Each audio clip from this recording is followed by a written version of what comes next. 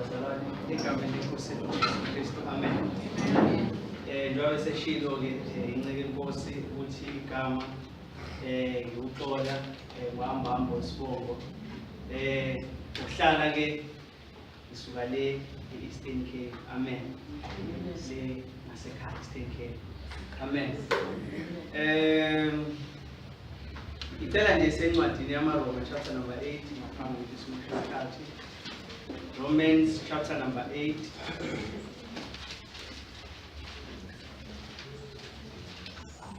So funda verse 29 to 30. Romans chapter number 8 from 29 to 30. Ngiyayisabela bazalwane uma la ngenxa yabazalwane abalazi ngayo izwi lenkosi. Lensizwa-ke eseyishumayele izwi lenkosi sekuningi osekukhulunyiwe. Mina nje ngizokhuluma okugcina kwensindiso eyenziwa inkosi yethu Jesu Kristu. Amen. Cela nje ngiqala ukufunda from 29 to verse number 30. Lithi ngokuba labo ayebazi ngaphambili wabamisa ngaphambili bafane nesimo sendodana yakhe ukuze yona ibe yizibulo phakathi kwabazalwane abaningi.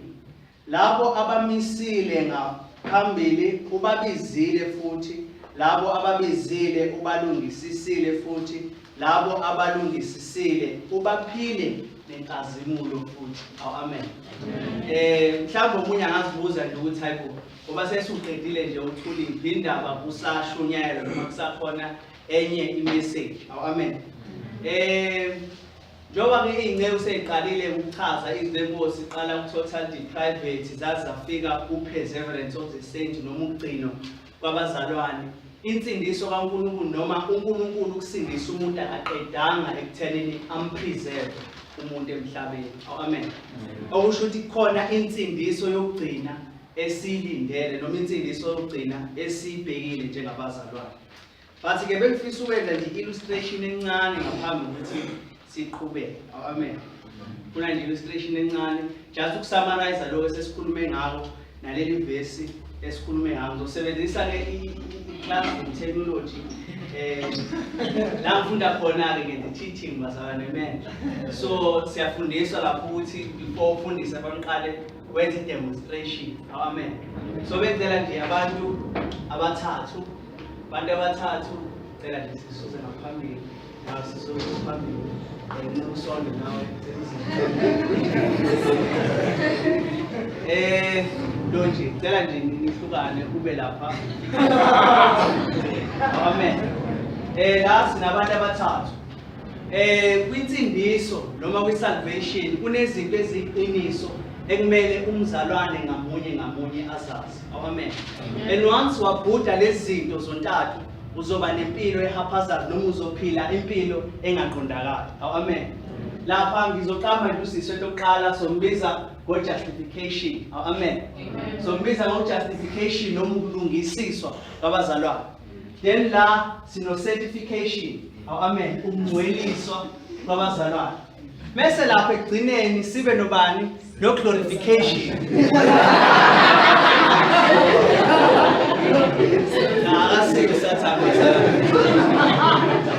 Amen. Sino glorification lapha noma ukukhazimuliswa kwabazalwane. Amen. So i-plan le yensindiso kaNkulunkulu uthi uNkulunkulu mangabe biza umuntu aqale amlungisise kuqala. Amen. Amlungisise ngokuthini? Mangabe ukholwa uJesu Kristu zonke izono zakho zibalela kuJesu Kristu mase konke ukulunga kaJesu Kristu kubalele kuwena. Amen. And la uNkulunkulu okwenza yena akekho umunye umuntu osuke khona wena usungenzi lutho ukholwa kuphela bese ukulunga kubalele kuwena. And mangabe ulungisiswa icala lakho kuba ngathi uNkulunkulu awuzange wone phambi kwaNkulunkulu. Amen. Lena-ke i-justification noma ukulungisiswa kuzala i-sanctification. Okusho ukuthi kuzala ukungcweliswa. Akunakwenzeka ukuthi ujustify noma ulungisiswe kodwa ungangcweliswa. Amen. Mawusuka la uyahamba uyalapha kwi-glorification, ukukhazimuliswa kwabazalwane. Lapho usuwenziwa uba perfect. Amen. La ku-sanctification usuke ungcweliswa usebenzisana nomoya ongcwele. Amen. Ekuhlanza uNkulunkulu ekulungisisa ekwenza ukuthi ufane nalesa simo esiyakusona Amen. Kodwa usuke ungakafiki lapha kuyandawo. So yenzeka kanjani ke le? Njengoba besifunde lapho ukuthi before the foundation of the world uNkulunkulu wakhetha abantu. Amen. Bese emva kwalokho laba wemamisile bese benza njani? Wabalungisisa. Nayi into enzakalayo into ade ikhulunywa inceku ubahle. Kunento ebizwa nge-effectual calling la khona uNkulunkulu mekubiza uzoza direct. Amen. Even though igospel ishunyayela ebantwini abaningi but umuntu oyamukela ulowo muntu osuke ebizwa uNkulunkulu and kuwumoya ongcwele osuke emthintile lowo muntu lowo. Amen. Ngicela nje ukubiza umuntu oyedwa bese eze ngaphambili.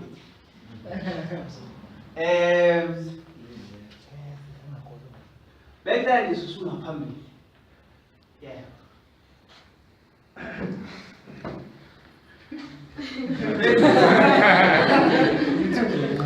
Amen.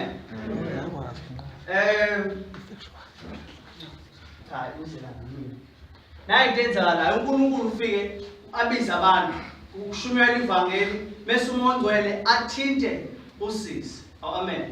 Methinta usisi bese ahamba obenze njani? Ayomlungisisa. Amen. Yeah. Maselungisisiwe same time elungisiswa ungena kwini? Ku-certification. Siyahamba. Certification. Bese la wenze njani uyangcweliswa usebenzisana nomoya ongcwele usho ukuthi usuke sesindisiwe. Amen. Bese emva kwalokho ubheke la. Amen. Ubheke glorification and you know what ithula uthi silindelusu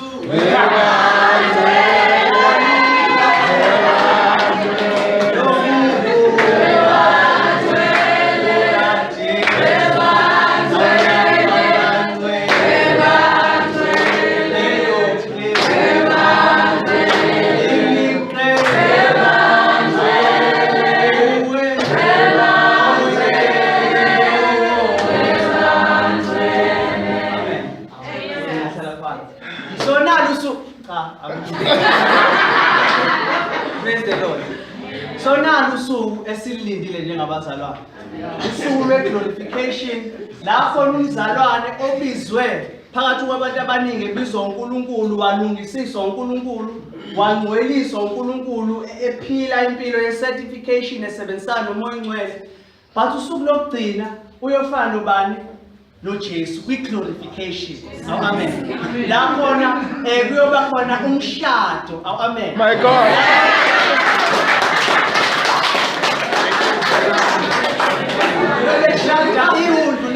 Namako. My God.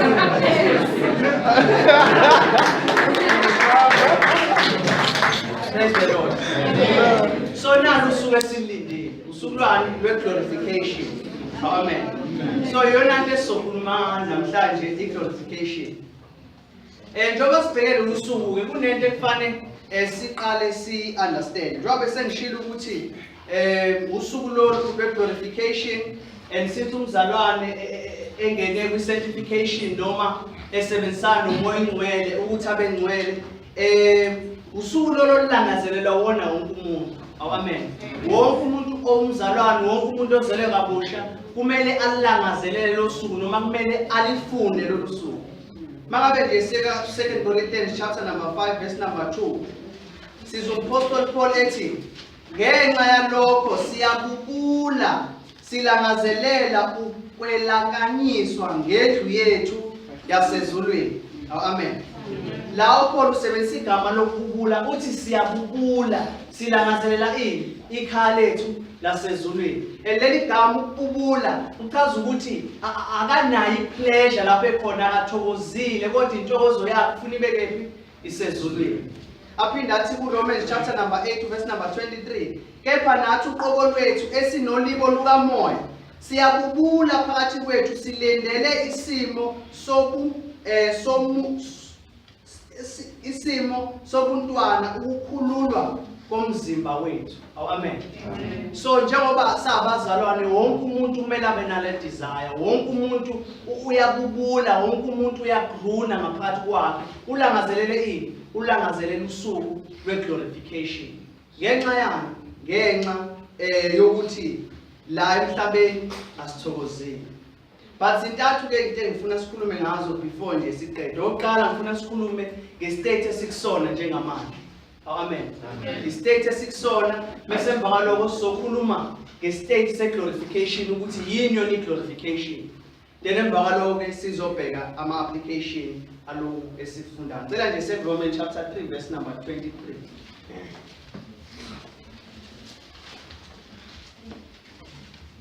Romans chapter 3 verse number 23, ivesi esilaziyo. Uthi ngokuba bonke bonile basilalelwe inkazimulo kaNkulunkulu. Amen.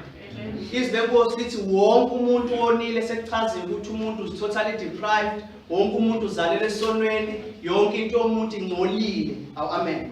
Njengoba wonke umuntu engcolile, then uNkulunkulu wambiza lo muntu, then uNkulunkulu wamsindisa lo muntu lo okholwa uJesu Kristu. But akupheli lapho ukuthi uNkulunkulu asindise umuntu. Njengoba ngishilo ukuthi lezi zinto njengoba zintathu, uNkulunkulu ufika akusindise kwi-penalty yesono. Okusho ukuthi akusindise kwinkokhelo yesono. Inkokhelo yesono yini? Ukufa. Amen. Bese emva kwalokho azokusindisa emandleni esono njengokuphila kulomhlaba. Njengokuphila kulomhlaba ukusindisa emandleni esono njengoba lishiza ukuthi asisezizo isigcila zesono ukuthi siyabe ngani esono.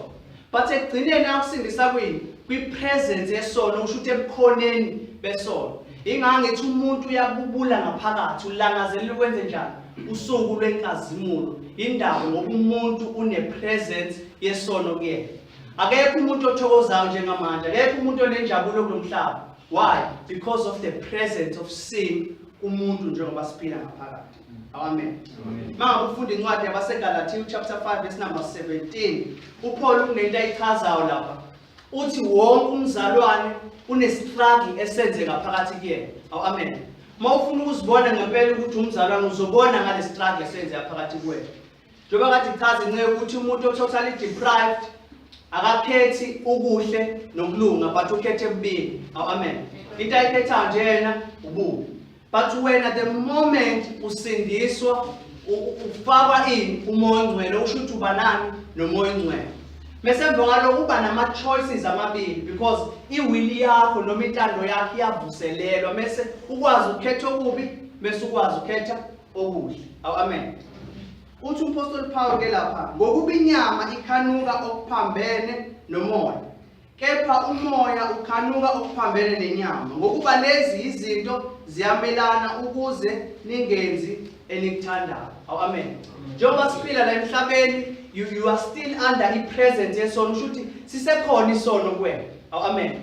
But at the same time uNkulunkulu umnikile umoya ongcwele. Ingalithi lenkosi hambani ngani ngomoya, ningasahambi ngani ngenyama. Usho ukuthi wena manje you are able to choose ukuthi I am choosing to walk according to the spirit or I am choosing to walk according to the flesh. Amen. But umuntu wenyama akanakhetha ukuthi I'm choosing to walk according to the spirit or I'm choosing to walk according to the flesh. Yena nje uzikhethela ukuhamba ngokwani? Ngokwenyama, because akazalanga kabusha futhi akanayo ini umoya ongcwele phakathi kuyena. So ingako sibubula ngaphakathi, ingako sikhala ngaphakathi, silangazelela lo lasuku lokugcina lokukhazimuliswa kwabazalwane. Mhlawumbe uyakhala njengoPaul mangabe ufunda incwadi yamaRoma chapter number 7 othi wo mina umuntu osizi ubani oyangikhulula kulomzimba wokufana. Amen. Sisathi lo mzimba wani o-affectwe isono. And lo mzimba sikuwona awufuni ukobheya umoya but ufuna ukobheya ini isono.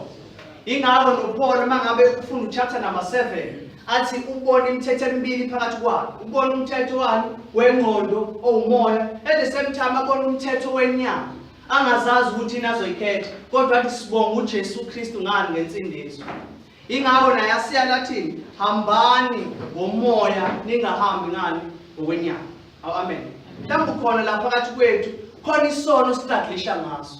Khona isono ohleli ukhala ngaso khona isono uyakhala uhleli uwa uhleli ubuya but izwi lenkosi lithi hambani ngomoya ningahambi ngani ngokwenyama but lokhu kuchaza ukuthini kuthini la siveza ukuthi yinenze ukuthi abazalwane balangazelele lwasuku it's a presence of sin isono esikhona amen now ichaza ukuthini lento ukuthi kuthina kusane nature yesono njengoba sesinikeze umoya ongcwele njengoba bengishilo ukuthi iBhayibheli siyala ukuthi asabe ngani ngomoya ichaza ukuthi lento sisempini amen we are in a war and silwa nani nesono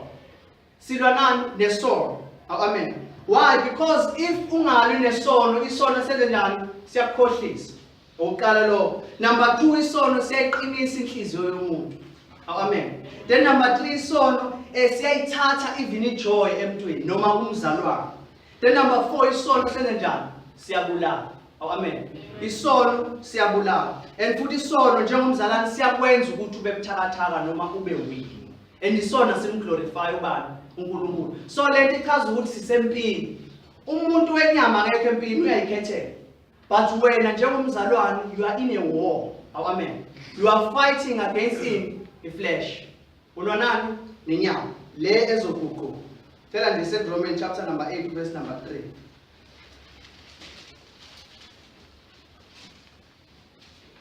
Romans chapter 8 verse number 3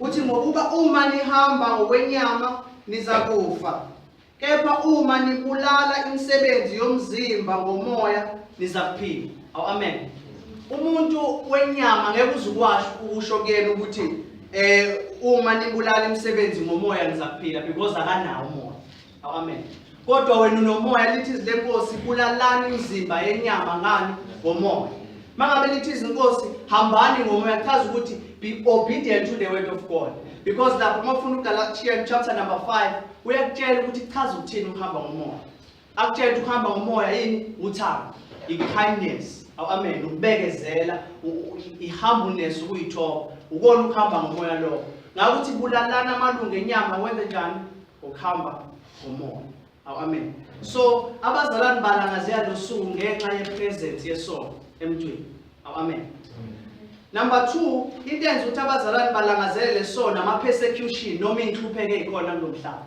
izona ezenza ukuthi abazalwane balangazelele lwasuku oluzayo amen mangabe ufunda 2 Timothy chapter 3 verse number 12 lithi iBhayibheli lowo ofuna ukuphila impilo elungile kuKristu uzokwenza njani uzohlupheka la kulomhlaba uma ufuna ukuphila impilo elungile you will be persecuted amen ngeke uphile impilo ethokozisa kulomhlaba uma uphila impilo elungile phambi kwaNkulunkulu amen abanye into enza ukuthi silangazele losuku inkinga nje zomhlaba ezikhona ukugula ukufa ukuhlupheka nokulwa nayo yonke into eyenzekayo eyinkinga emndenini yethu noma ngaba amen because kulomhlaba akukuthula ingalo lizwi lenkosi asibo abalomhlaba amen so zintathu izinto ezenza ukuthi umuntu alangazele lasuku oqala isono number 2 ama persecution nenhlupheko zakulomhlaba amen but inamazwi ka encourageayo ku Romans chapter 8 verse number 18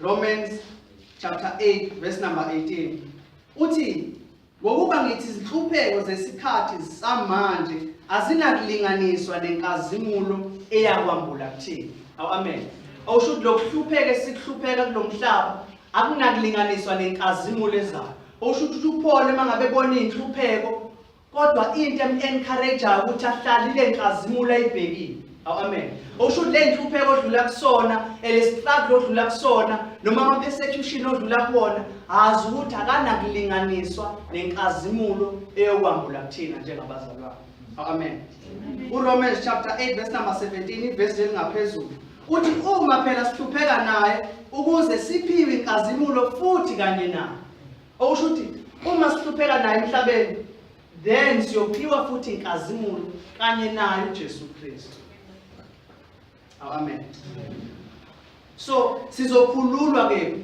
kule sono noma sokhululwa kule bondage yesono but manje ishe khona kulesikhathi samanje ukuthi abantu abasenayo idesire yezulu abantu abasalangazeleli izulu abantu abasenayo ipassion yezulu And intenza ukuthi abantu bangabi nalo ipassion yezulu kungenxa yezwe. Amen. Kungenxa yokuthanda izinto zezwe, kungenxa yokuba satisfied ezintweni zezwe. Ezenza ukuthi abantu bangabi nayo intshisekelo yami yezulu. Amen. Amen. Kunedoctrine njengizonda kakhulu ekuthiwa i-prosperity gospel. Amen. Because the prosperity gospel ikuthembisa izulu la emhlabeni. Ikuthembisa ukuthi kumele ube nezinto ezimnandi la emhlabeni, kumele ube nezimoto la emhlabeni, kumele ube nezimali la emhlabeni, ukhohle ukuthi khona izulu esiyakulona. And Lord izokwenza ukuthi ngisho nezinhlupheko ngeke uzuyithole because uthola ijoy kulomhlaba. So that is why I hate the prosperity gospel, because ikwenza ungalangazeleli izulu. Amen. But leni hope esinikeziwe njengabazalwane. Umuntu angayilangazelela kanjani izulu usumtshela ukuthi uzophila kamnandi uzoba nemoto. Ngeke azalangazelele lo muntu izulu. If umuntu engenayo imotivation yokuthi aphile impilo engcwele eyizulu, ngeke azayiphila impilo engcwele lo muntu lo. Amen.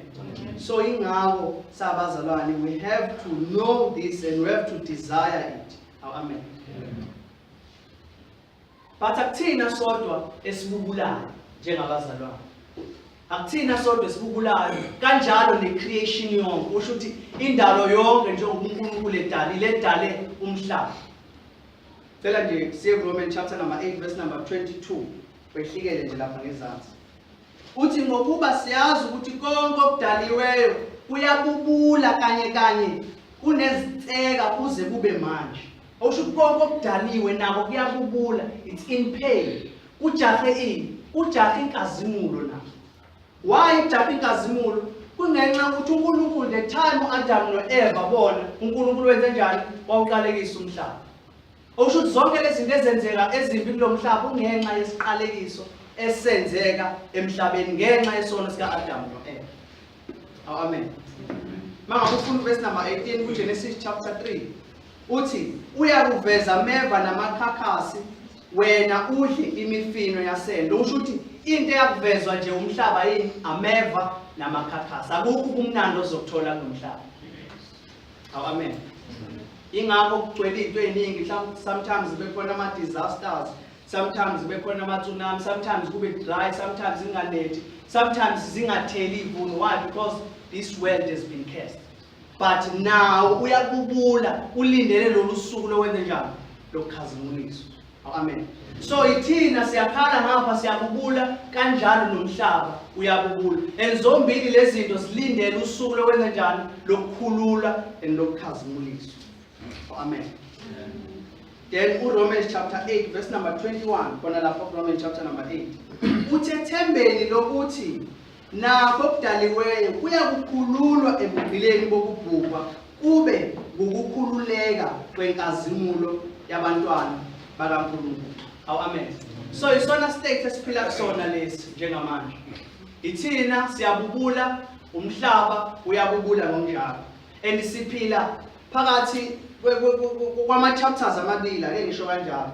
KuGenesis chapter number 1, chapter number 2, yonke into perfect uNkulunkulu uyidalile, yonke into right. Amen. Then kuRevelation chapter number 21 and number 22, yonke into perfect, yonke into ilungile, and thina silapha phakathi nendawo.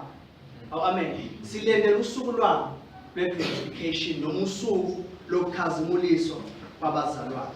But one day uNkulunkulu uyokhulula umuntu esonweni and uNkulunkulu uyokhulula umhlaba kwi-bondage yawo yecurse. And let ibizwa ngani? Ibizwa nge-glorification. Amen.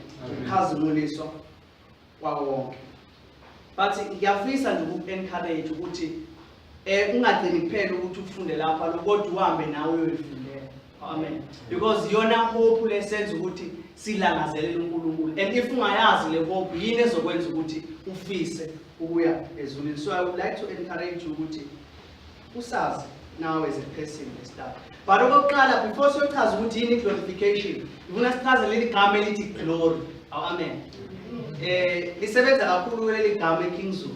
Amen. Ngizwe nabazali glory. Amen. So ake sichaze leli gama ukuthi lichaza ukuthini leli gama elithi glory. Linama meaning ke ahlukile amaningi futhi. Kwi-Old Testament maningi kakhulu, even nakwi-New Testament maningi. igama lokuqala noma incazelo yokuqala lisuke lichaza ama-riches noma ukuceba. So uma umuntu ecebe kakhulu njengo-President Jacob Zuma mangabe ecebe kakhulu, incebo yakhe sithi yini? Sithi inkazimulo yakhe noma iglory yakhe. Okusho ukuthi uceba komuntu. Amen. Number 2, it's splendor noma i-brightness noma ukukhazimula noma into ekhanya kakhulu njengale light. So into ekhanya kakhulu. Then number 2, it's dignity noma i-honor. Uma umuntu ehlonishwa endaweni ethile noma aziswa noma enesithunzi, lo muntu lowo usuke ene-honor noma ene-glory. Amen. Mase siyam-honorisha noma mase siyam-glorify ngenxa yesithunzi akusona noma izinga alikulona. Then any explanation, it's reference. Amen. Ukuhlonipha lokho okujulile kaNkulunkulu. Ukuhlonipha, ehlonipha ngawo uNkulunkulu ngenxa yokuthi uNkulunkulu ungubani. So mangabe sithi siyamglorify uNkulunkulu kufana ukuthi siyamhlonipha, siyamreferensa ngenxa yokuthi uNkulunkulu ungubani, sisuke simesapha uNkulunkulu. Amen. And any explanation, it means beautiful. So if umuntu emuhle, amen, une-glory. Amen. Unenkazimulo lo muntu lo. So i-glory can mean beauty, or shuthi ubuhle. And mangabe siglorify lela gama lingasho futhi worship. Mangabe sidumisa umuntu siyamglorify noma lisho futhi purification. Amen. That is in the Old Testament. Then in New Testament it repeats amagama afanayo futhi.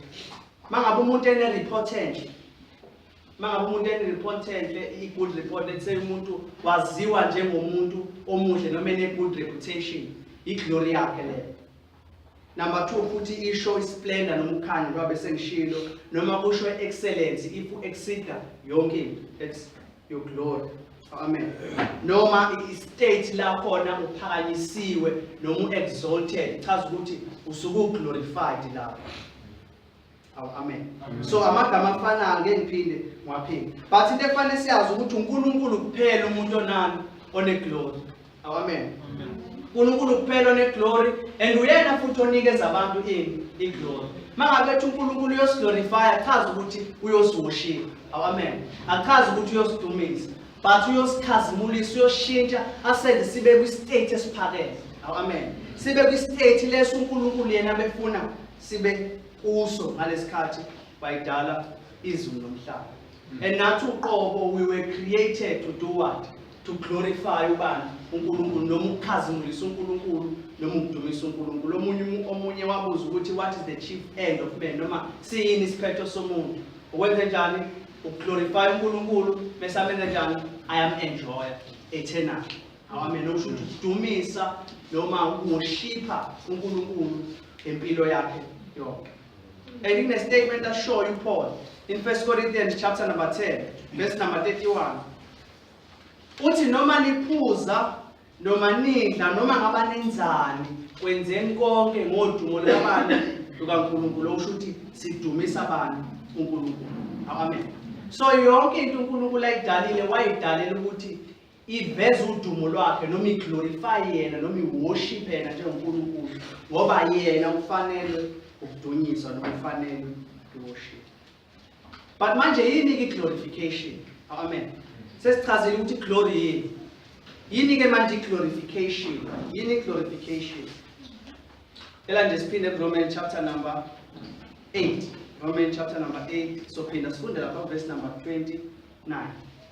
Number 1, glorification chaza ukuthi this is the final step of salvation. Okusho ukuthi lesi i-step sokugcina sani sensindiso. uNkulunkulu njengoba wayihlelile insindiso, umuntu waqala wamlungisisa mase wadlula kwi-sanctification nobe ekungcweleni, but i-step sokugcina yini? I-glorification. Umuntu esindiswa kwi-presence yesono. Amen. Lapho isono siyobe singasekho. And igoli yakho ukuthi sifane nani? Le ndodana yakho. Siye nje Romans chapter number 8 njengoba sengishilo. Uthi ngokuba laba ebazi ngaphambili wabamisa ngaphambili bafane nesimo sendodana yakho, ukuze yona ibe izibulo phakathi kwabazalwana abaningi. Laba bamisile ngaphambili ubabizile futhi, laba babizile ubalungisisile futhi, laba balungisisile ubaphe nani? Nenkazimulo futhi. Amen. So steps sokugcina lesi lapho uNkulunkulu eseqeda yonke into ngensindiso. Amen. So iqalile effectual calling lapho uNkulunkulu ekubiza bese ukujustify bese wangcweliswa bese uyofika ku state sokugcina sami se salvation noma sensindiso. Number 2 ilapho uNkulunkulu eyobevusa bonke abazalwane abafile. Yonke imizimba yabazalwane abafile ngaleso sikhathi leso. Njengoba umuntu efa mangabe efa hamba ezulwini ngaso sikhathi uJesu uyobevusa abantu ngesikhathi seglorification uyobevusa yonke imizimba yabantu. Amen. Mangabe sifuna no 1 Thessalonians chapter number 4 verse number 16 uthi ngokuba inkosi uqobo iyakwehla ezulwini ngezwi lenhlokomo ngephimbo lengelosi enkulu nangecilongo likaNkulunkulu nabafileyo uKristu bayavuka. Amen. So uJesu Kristu uyokwenzeka mhla ebuye uyothi uJesu ebuye mase abantu bavuke emathuneni.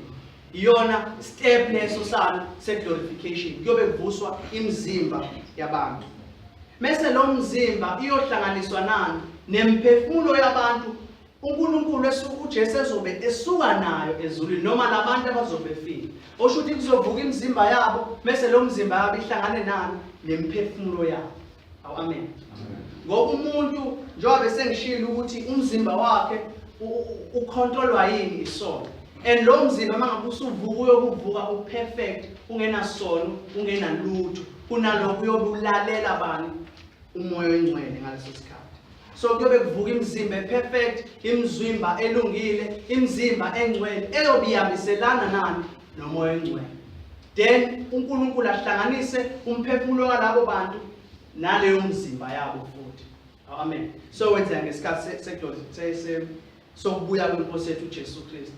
But the question is ukuthi labo ke manje abazobesele lithi iBhayibheli labo bazokwenza njani bazohlwithwa bayezulwini bese ngokuphazima kweso bese benze njani bese nabayaguqulwa noma bashintshwe bafaniswe nalesa simo esiubani esiuJesu Kristu. Tela nje sePhilippians chapter number 3. Philippians chapter number 3.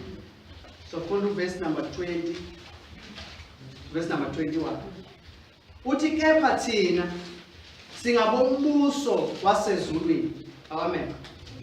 Lapho futhi silindele khona ukuba kuvele umsindisi wethu. Okusho thina singabombuso wasezulwini asibo balapho kulomhlaba. Njengoba silapho kulomhlaba we are waiting silindele ini?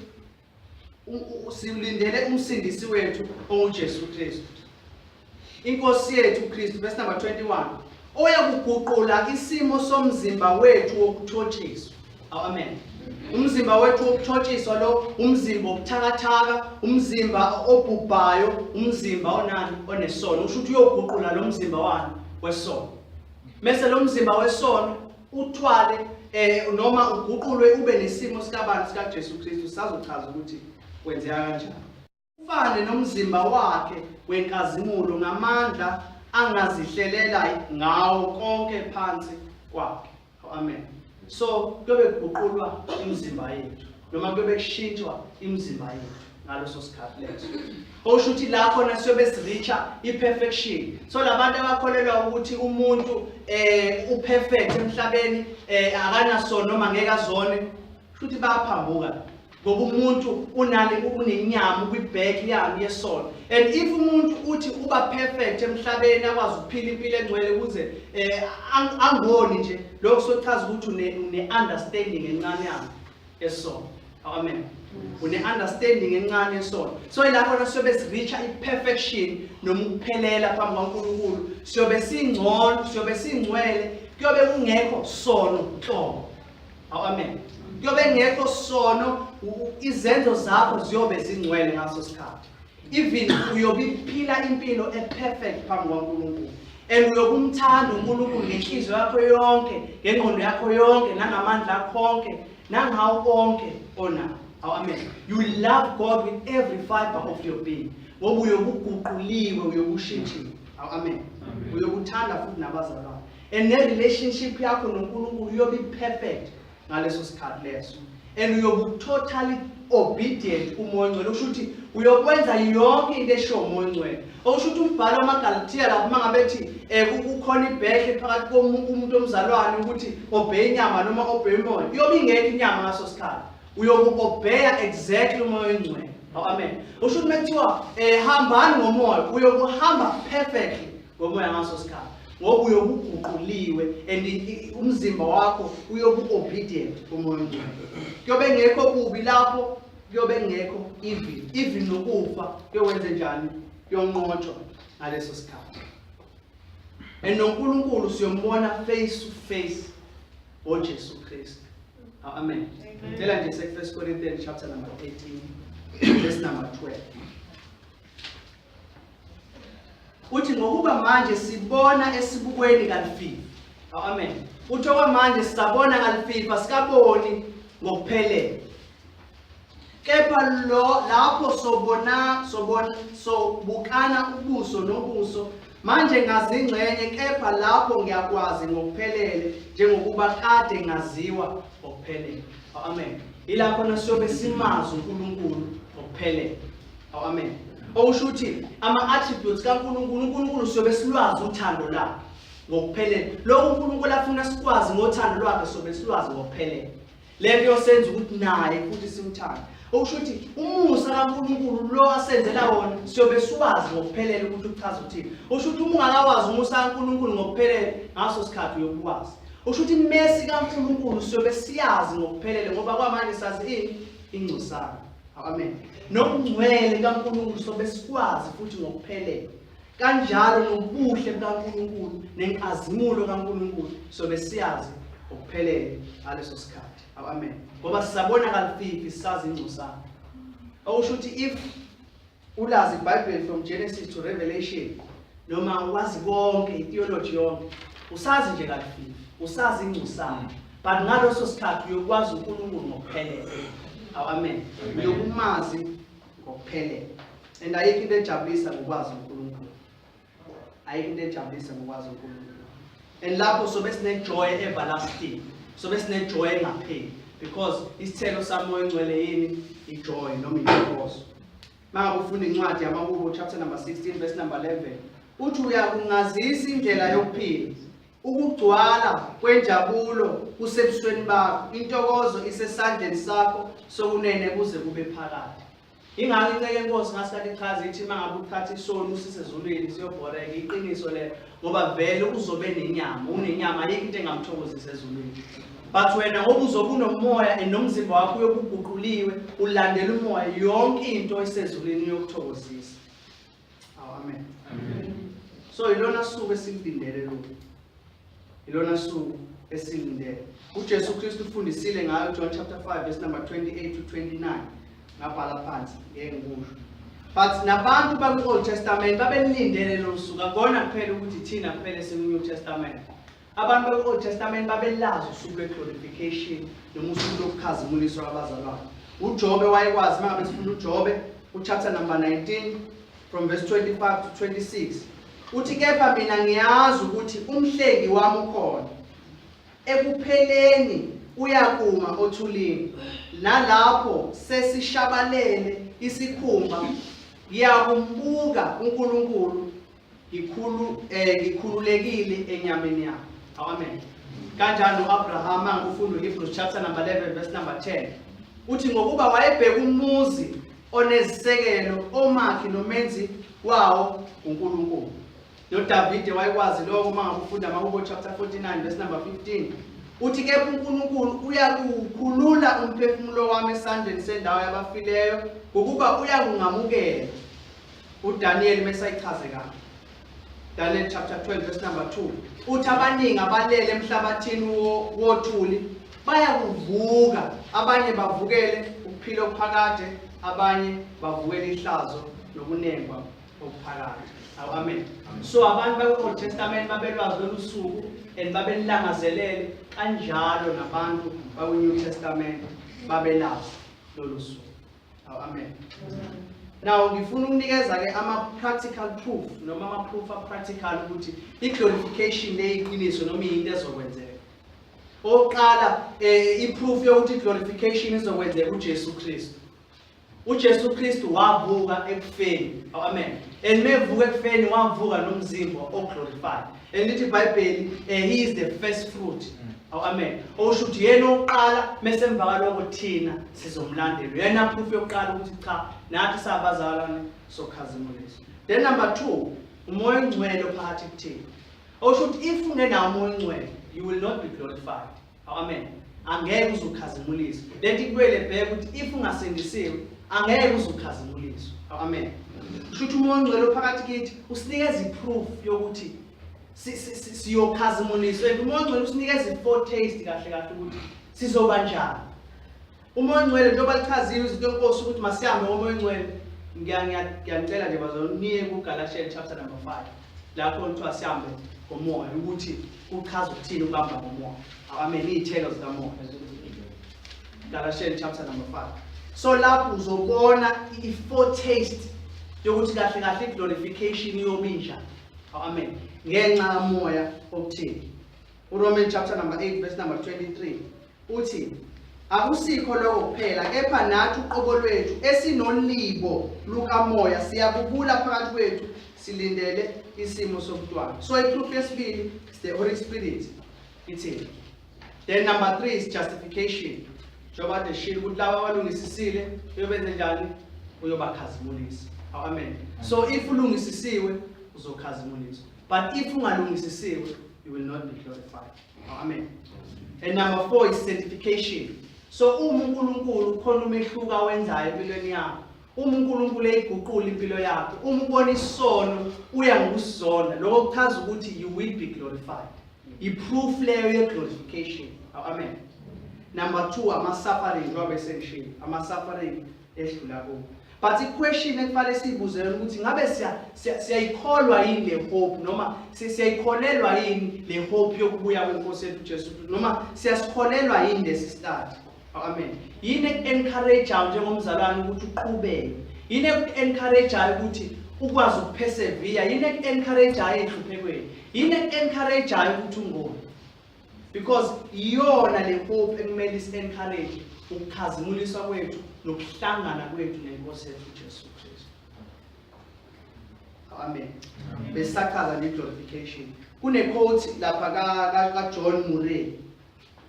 Uthi mechaza i-glorification uthi it is the final phase of the application of redemption. Amen. The final phase yani ye-application ye-redemption. I-redemption ilenziwa uJesu Kristu mhla ehlenge eyofesa phambanweni. So ukuza apply lo redemption u-apply ngani ukuthi asindise kephi kwe-presence yesono. Uqale wayi-apply ngani nge-effectual calling, wayi-apply ngani nge-justification, wayi-apply ngani nge-sanctification, ekugcineni uyi-apply ngani nge-glorification. Amen. So uthi glorification is the final phase of the application of the redemption.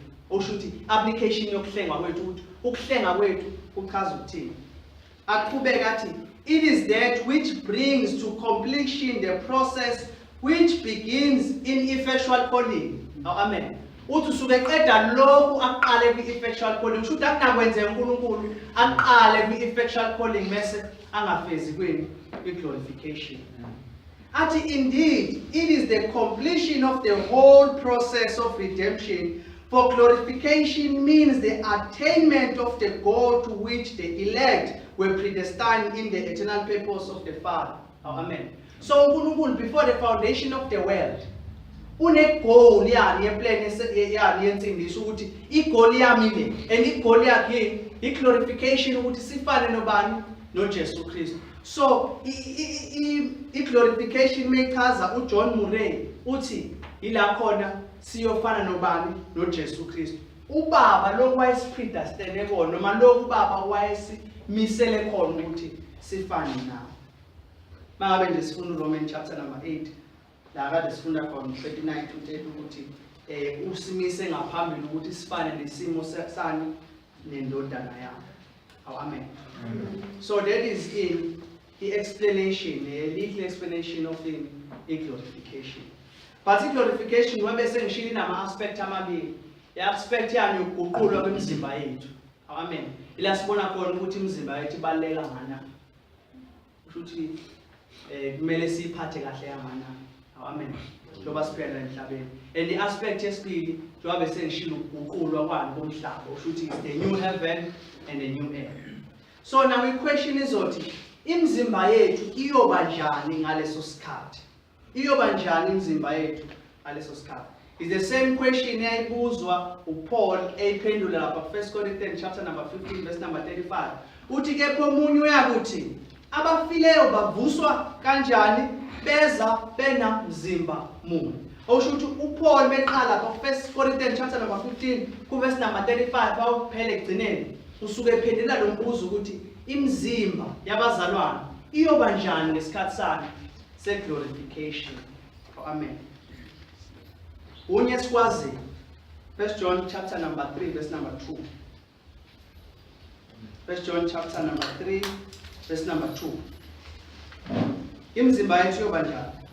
Bathandekayo, manje singabantwana bakaNkulunkulu, kepha akukabonakali esiyakuba yikho. Siyazi ukuthi nxa ebonakaliswa siyakuba njengaye, ngokuba siyakumbona njengokuba enjalo. Amen.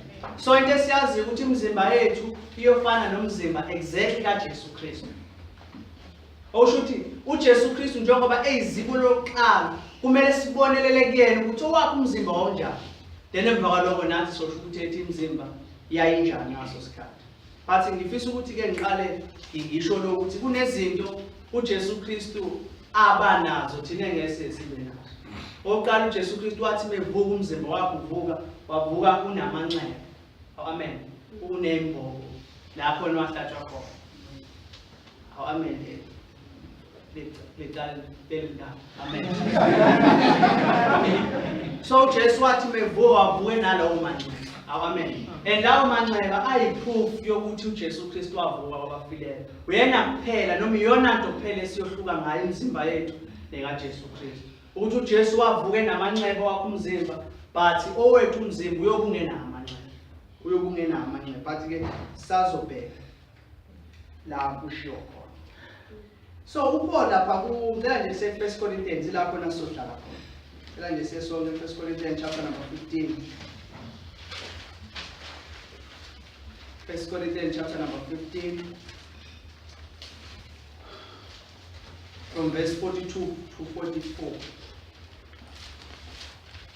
But uPaul before aqala veze imizimba abazalwane ukuthi uyobe njani, qala nikeze abazalwane baseKorinte i-illustration and mebanikeza noma bachazela ibase yokuchazela kwakhe kuba yini ukutshala. Amen. Mangabe usukutshala ukuthi mangabe utshala kwenzakalani noma kwiseed kwenzakalani. Ku verse number 36 isiqale verse number 36 uthi wena ongaqondiyo lokho okuhlwanyelayo wena akutholi ukuphila ungafanga na. Inkinga la eKorinte abazalwane babengakholwa, kwakhona abazalwane babengakholelwa yini resurrection noma uvuka abazalwane. So manje uPaul la uzama ukudefend ukuthi no abazalwane bazovuka. Amen. Abazalwane bazovuka. And uyachaza la ukuthi uma umuntu ehlwanyela iseed noma ehlwanyela utho, leyo nto ehlwanyelayo kufanele iqale ife kuqala bese njani bese iyaphila.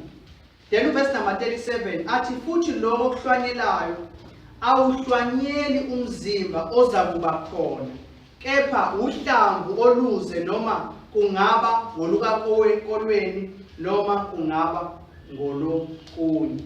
So uPaul ebachazela abazalwane mayelana nemizimba yethu usho ukuthi abazalwane abafayo mangabe befa bafa nemizimba ethile kodwa mase bevuka bavuka nemizimba yahlukile. The same thing mangabe uthatha iseed uyitshala ufika utshale leyo mase iyabola mase iyafa. Kanjani umuntu uyafa mase ayabola mase emva kwalokho ayavuka mase evuka kuvuka sekuvele okusha kulo mzimba lo omdala. Iyoba njani imizimba yethu? Number 1, imizimba yethu iyoba imperishable. Okusho ukuthi kuyoba imizimba engaboli. Amen. Kuyoba imizimba engaboli. And kusho ukuthi njengoba imizimba yethu ingaboli ngaso sikhathi yini manje sinemizimba enjani ebolayo. Sifune to verse number 42. Verse number 42 uthi kunjalo novuka abafileyo uhlwanyelwa kunokubola bese uvuswa kunani kungena kubola. Amen. Imizimba yethu njengoba ikhona manje iyabola okusho ukuthi njengoba umuntu eguga. Amen. Sinabantu abadala. Imizimba yethu ingenxa yesono. Amen. Futhi uguga nje ngenxa yesono. Praise the Lord. But naso sikhathi imizimba yethu yobe ingagugi. Amen. Imizimba yethu manje iyaguga, iyadicaya, imizimba yethu iyalimala kalula, imizimba yethu iyagula, imizimba yethu ingenwa ama disease, imizimba yethu eminye nekapa. Amen. Why? Because corrupted. Amen. Corrupted iyabola lemizimba esinayo. Ngenxa yani? Ngenxa yesono. And kunekapa futhi ezingasarepairing. Amen. But ngasesikhathi sobe singagugi. Kuyobe ngekho uguga ngalesikhathi. Kuyobe ngekho uguga, kuyobe ngekho umuntu oyisidala ngalesikhathi. uNkulunkulu uyobe menze umzimba womuntu ube perfect. Uyoba ungekho subjected ekutheni uyabola. Amen. Uyobe perfect ngalendlela uNkulunkulu oyofuna ukuthi ube yiyona. Kuyobe ngekho ikapa. Kuyobe ngekho umuntu ongezwa ngaso sikhathi. Wonke umuntu uyobezwa, uyobebona. Kuyobe ngekho lutho nje affected isono emzimbeni womuntu. Amen. But ke angazi ukuthi siyobe sineminyaka ngaphi ngaso sikhathi leso. Waphela siyobe singagugi. Amen. Siyobe singagugi. But ke kunomzalwane ke osinikeze ihint. Usuggeste ukuthi we will have the characteristics of a youthful but a mature manhood or a womanhood forever. Oshuthi siyobe njengabantu abasha. Amen. Siyobe njengabantu abasha kodwa at the same time siyobe simature noma sibadala ngaso sikhathi. But isuggestion yakhe nje leyo. Akusinto ayibhese ezweni lenkosi. But ke sicabangeke if umuntu uyaguga noma if umuntu uyabola, uJesu Kristu njengoba wafa 2000 years ago, mengicabanga manje ngabe useyikhehle elingana. Ngabe segugile but akagugi. Amen. Because unomzimba omusha, unomzimba glorified and usezulwini. Akusiyo ukuthi mhlambe kho uvaleleke somewhere but usezulwini in a place uyaphila lapha uJesu Kristu. Akusiyo ukuthi uyihlalele nje ihlalele sobukhosi akenzi lutho. Khona ama activities awenza because umuntu at the same time uNkulunkulu. Amen. So unomzimba ongaboli, unomzimba ongagugi, unomzimba ongadicate. Amen. And lo mzimba iyobe ingafi. Kuyobe ngeke ukufa ngaso sikhathi njengoba ukufa kukhona manje. Mangabe sifunda u1 Corinthians chapter number 15 from 53 to 54. Uthi ngokuba lokho okubolayo kumele ukwembatha ongaboli, nalokho okufayo kumele ukwembatha ukungafi. Kepha nxa lokho okubolayo sekwembethe ungaboli, nalokho okufayo sekwembethe ungafi, kuza kugcwalisekela izwi elilotshiwe lokuthi ukufa ugwinyiwe kwaba ukunqoba. Amen. So ukufa kuyonqotshwa ngaso sikhathi. Akekho umuntu oyobeka. Akekho umuntu ozobefa ngenxa yemizimba uNkulunkulu azobe esinikezela. But akusiko lo. Verse number 43 kwalapha chapter number 15. Verse number 43. Uthi imizimba yethu will be raised in glory noma iyovuswa ikhazimuliso. Amen. Iyovuswa ikhazimuliso. Uthi kuhlwanyelwa kunokudelwa okusho ukuthi dishonor kuvuswe kunenkazimulo.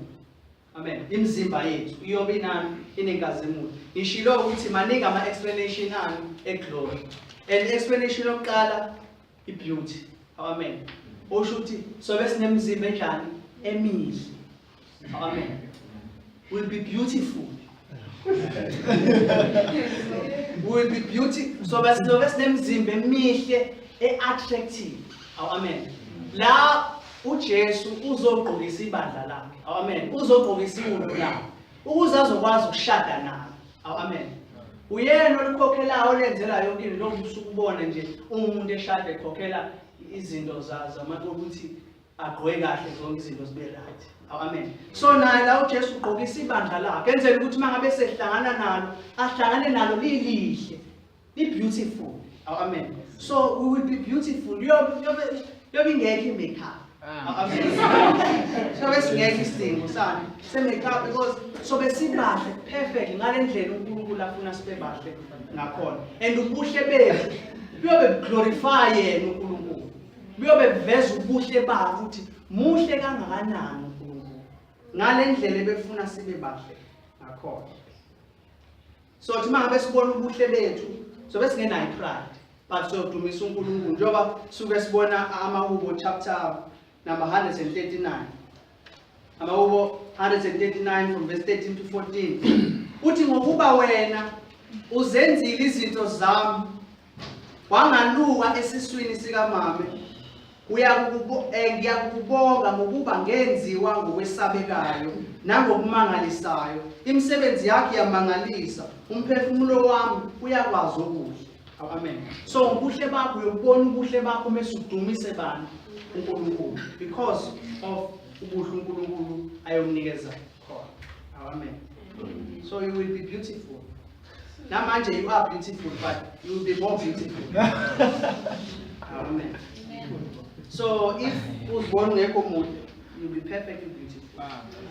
Praise the Lord. Amen. Okwesibili ngithe iglory means bright noma ukukhanya. Amen. It's light leli noma kuchaza ukukhanya ukubanisa. Awusho ngaso sikhathi imizimba yethu iyobe inokukhanya, iyobe ine lightning literal ebonakalayo ebanisa so besikhanya. Amen. So besikhanya.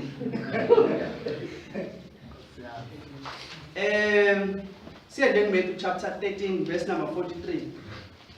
Uthi khona abalungileyo baya kukhanya njengelanga embusweni kayise wabo onezindlebe makezo. uDaniel uyibeka icace kamnandi. Uthi abahlakaniphileyo baya kukhanya njengokukhazimula kwesibhakabhaka. Nabaphendulela abaningi ekulungeni njengezinkanyezi kuze kube phakade naphakade. Amen. So ubandla, I mean uKristu la ugqokisa ibandla lakho. Ufuna libe lihle, ufuna ukuthi likhazimule. Amen. So imizimba yethu iyoba inale light literal so besikhazimule. Ifuna nesithathe illustration kaMoses lapha Exodus chapter number 34. Exodus chapter number 34, so from verse number 29.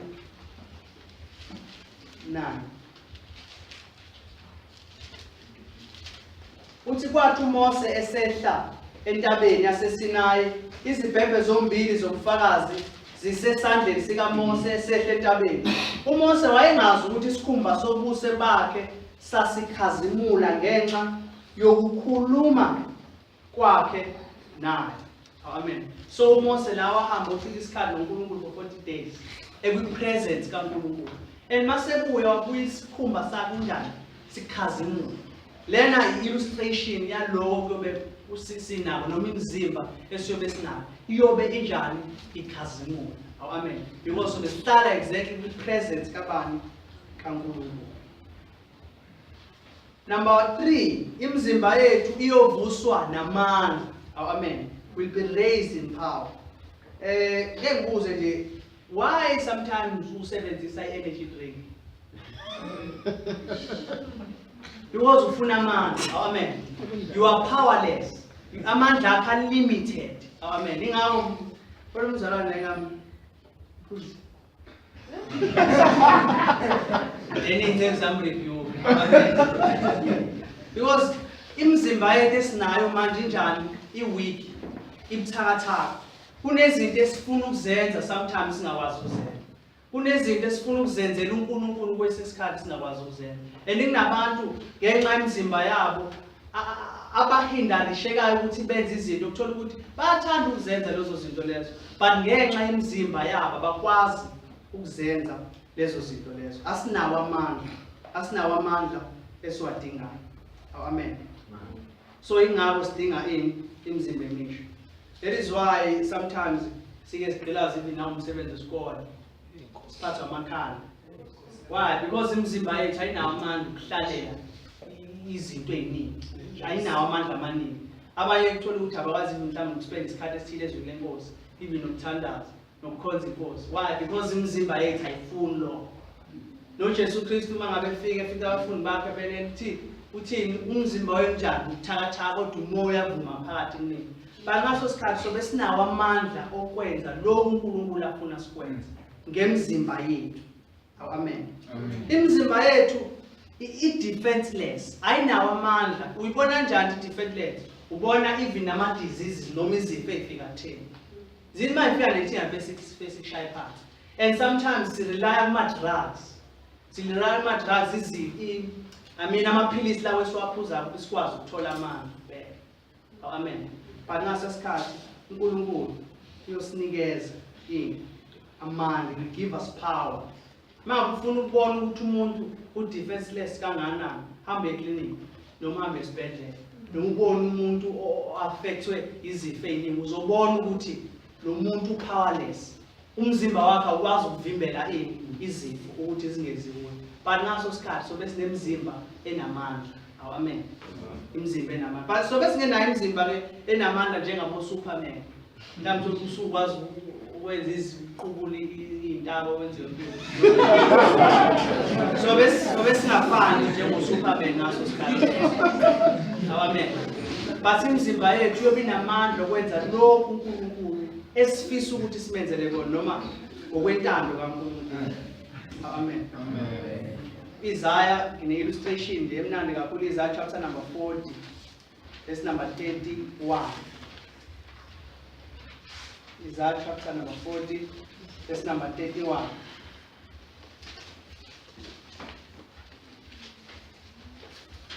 Uthi kepha abamethemba uJehova bayathola amandla amahle, bayakhuphuka ngamaphiko njengezinkosi, bagijime bengakhathali, bahambe bengapheli imali. Amen. Ila sobe sifulfileka ngokuphelele lesi scripture. Amen. Ugijima ungakhathali, uhambe ungapheli imali, uyokwenza lokhu uNkulunkulu afuna ukuthi ukwenze ngomzimba wakho, uyokungena kukhathaza isikhathi. Then number 4 kokugcina, uNkulunkulu uyokwenza imizimba yethu ibe spiritual. Amen. Spiritual bodies noma imizimba yethu ibe imizimba kamoya.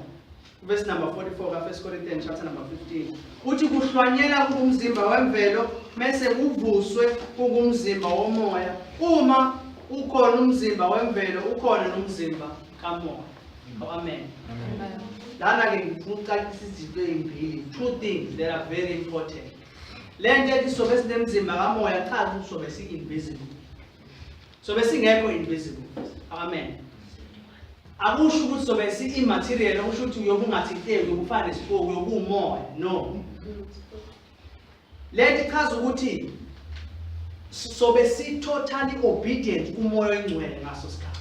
Imizimba yethu iyobenza lokhu umoya oyingcwele afuna ukuthi sikwenze. Kulesikhathi samanje imizimba yethu ifuna ukwenza isono. Imizimba yethu ifuna ukwenza intando yesono, ifuna ukwenza yonke ama-desires afunwa imvelo ngaphakathi emntwini. Amen. But ngaso isikhathi uNkulunkulu uyosisusa yona imvelo leyo, yaguqula inyama yakho, akunikeze inyama entsha, and leyo nyama iyobenza exactly intando kabani kamoya oyingcwele ngaso isikhathi. Perfect. Amen. Because sometimes mislead lento yokuthi siyobe sinemzimba kamoya engathi praise the Lord. Amen. Ngicela nje siye ku Romans chapter number 8 verse number 10 uthi uma uKristu ekini umzimba izama ukuveza lento kamzimba nomoya. Romans chapter number 8 from verse number 10 to verse number 14 uthi uma uKristu ekini umzimba ufile ngenxa yesono. Kushuthi umzimba ufile wenza intando yani yesono umzimba, kepha umoya uyakuphila ngenxa yokulunga. Kushuthi umoya ongaphakathi uyaphila ngenxa yokulunga. Then verse number 11 athi uma ke umoya walo wamvusa uJesu kwabafileyo ehlala kini, yena owavusa uKristu kwabafileyo uyakuphilisa nemizimba yenu efayo ngayo umoya wakho ohlala kini. Okushuthi imizimba yenu efayo, la kusho ukuthi imizimba yenu efayo manje uyiphilisa manje. But uyoyiphilisa ngalesa sikhathi se-glorification. Amen. Because sometimes they say die bayiphilisa nemizimba isho kanjalo bayiphilisa nemizimba yethu. No, imizimba yethu isafuna intando yesona. But uyiguqula uNkulunkulu ayiphilise. Ngaloko ke bazalwana sinacala kuyinyama ukuba sihambe ngokwenyama. Ngokuba uma nihamba ngokwenyama nizakufa, kepha uma nibulala imisebenzi yomzimba ngomoya nizakuphila. Amen. Athi bonke abaholwa ngomoya bangabaNkulunkulu nalabo labo bangabantwana bakaNkulunkulu. So imizimba yethu ngaso sikhathi iyobe ilalela uholo ngomoya omncane. Amen. Not ukuthi sobe sinemizimba efanele. Amen. And into proof yokuthi imizimba yethu iyobe ingesiyo umoya uJesu Kristu oqala.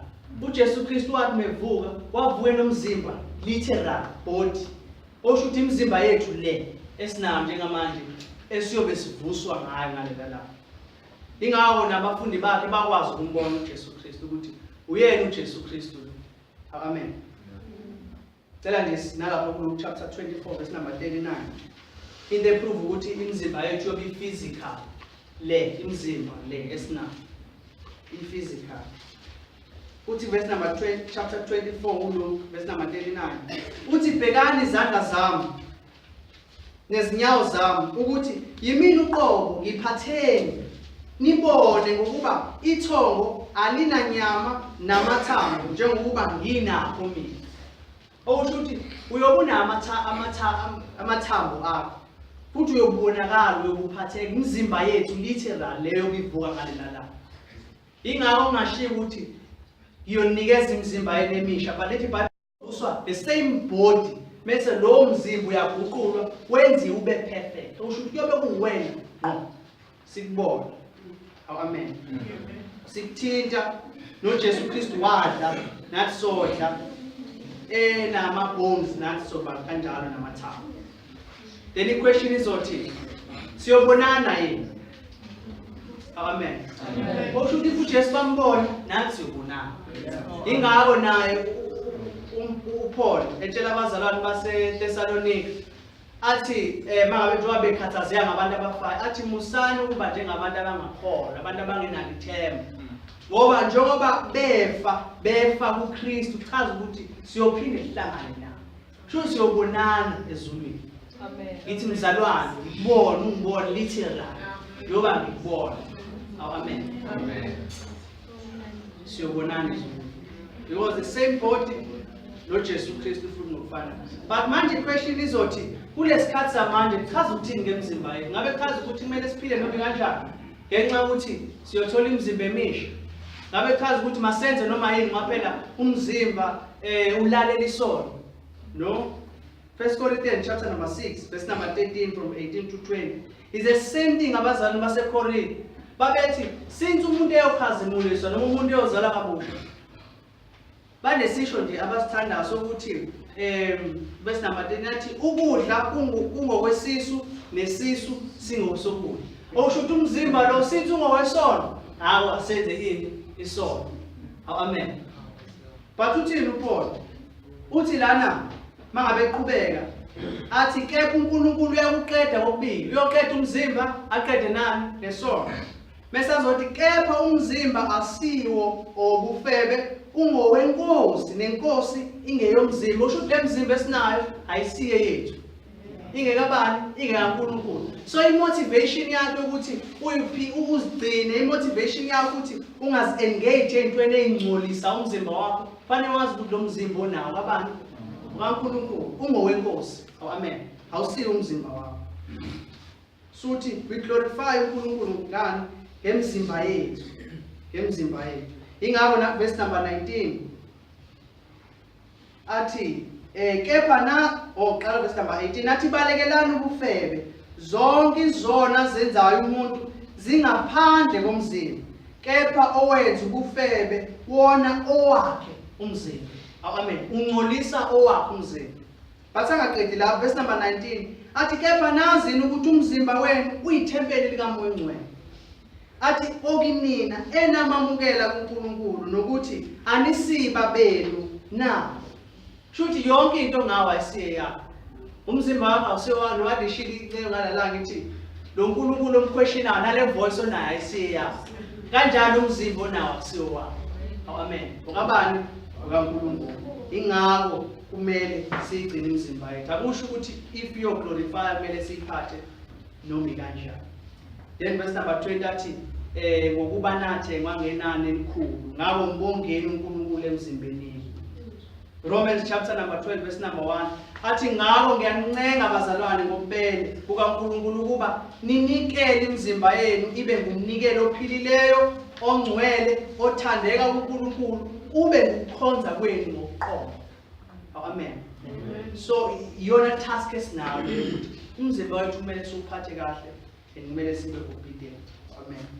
Asibone isikhathi esihambile. Ake sithethe le aspect yokugcina. Amen. So njengoba sengishilo ukuthi akuyi kuguqula kuphela imizimba yethu, but kanjalo nemvelo yonke iyoguqula. Iyoba yini? Romans chapter number 8 verse number 21. Romans chapter number 8 verse number 21. Uthi ethembeni lokuthi nabo okudaliweyo kuyakukhululwa ebugqileni bokubhubha kube ukukhululeka kwenkazimulo yabantwana bakaNkulunkulu. Wabe sengishilo ukuthi kuGenesis chapter number 3 uNkulunkulu wenze njani wawuqalekisa umhlaba. Then mawufunda u2 Peter chapter number 3 verse number 13 uthi uPeter lapha sibhekile ini izulu elisha nani nomhlaba omusha. Amen. And lapho kuyobe ngekho ukukhala, kuyobe ngekho lutho embi lapho kulo mhlaba. But into efanele siyazi ukuthi kunama views ke amabili la ngale creation age engizokhuluma ngalo mase siya ku application mase siyabhala. Oqala ukuthi lo mhlaba esiphila kuwona khona abantu lo mhlaba esiphila kuwona uyophela nya uNkulunkulu uyobhubhisa uqede. Amen.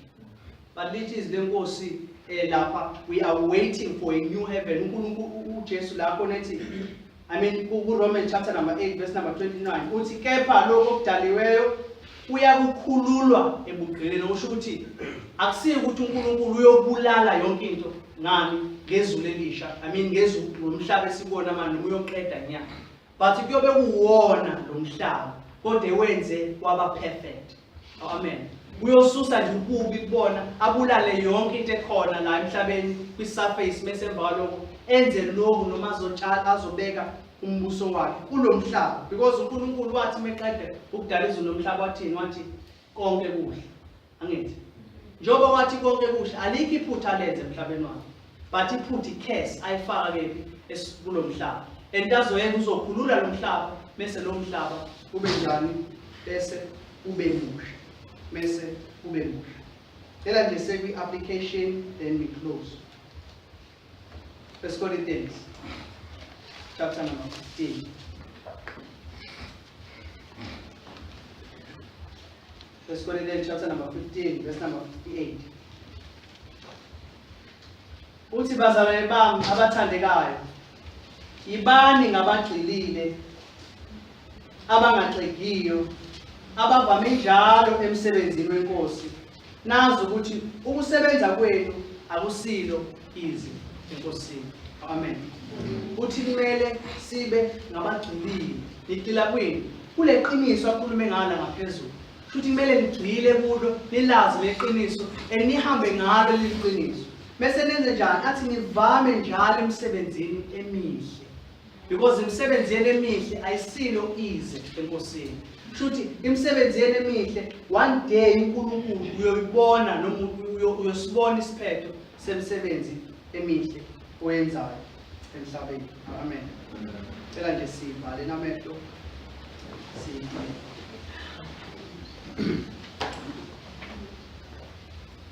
Baba wethu olingileyo, Baba wethu omncane, uNkulunkulu wethu amen. Siyazi ulimandla ukuthi kuningi uNkulunkulu wethu onamandla wena uqobo lwakho obungakhuluma ngalolu suku. Kodwa siyabonga uNkulunkulu wethu ongcwele nangaleli themba osiphe lona uNkulunkulu wethu onamandla naloko sivalele kona izwi lakho ukuthi sibe nethemba uNkulunkulu wethu ongcwele lokubuya kwakho. Baba wethu ophakemeyo, siyathandaza ngeNkosi uJesu ukuthi usivuselele ngamunye ngamunye, mina amandla onke, ngamunye ngamunye, ucacise ezinhlizweni zakhe uNkulunkulu wethu onamandla ngalo lolu suku. uNkulunkulu wethu ophakemeyo, usenze njalo, silangazelele, usenze njalo, sifise uNkulunkulu wethu onamandla ukubuya kwakho. uNkulunkulu wethu ongcwele, siyakhuleka ngeNkosi ukuthi lokhu ukucacise ezinhlizweni zethu, usinikeze futhi nentshisekelo yokwazi kabanzi ngakho. Father, we thank you and we glorify your holy name. Amen.